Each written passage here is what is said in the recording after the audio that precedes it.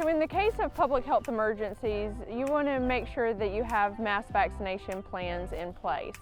Here at Georgia Southern, we've decided to run a drive-through pod, or a drive-through point of dispensation. What that really means is that we're trying to get as many people vaccinated as possible in a short amount of time, which is really what's called for in this pandemic.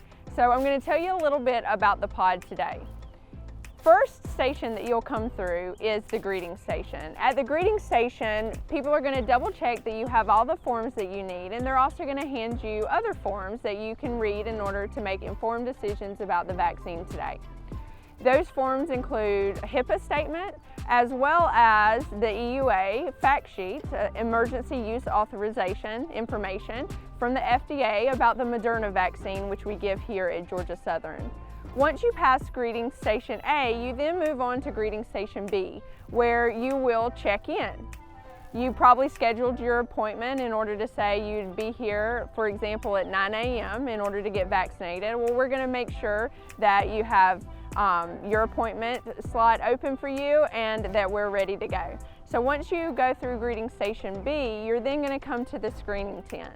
At the screening station, really what happens there is you have healthcare providers who go over your past medical history to make sure there's no contraindications for getting the vaccine.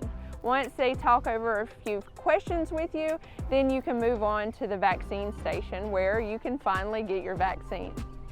After you get your vaccine, you're going to be handed an immunization card that just says what vaccine you got from what manufacturer and when you need to come back in order to get your second dose. After getting your vaccine, you then move to the observation station. Depending on your past medical history, you will be asked to stay for either 15 minutes or 30 minutes. After you leave the observation station, you'll come to the exit station where you will be given 2 forms.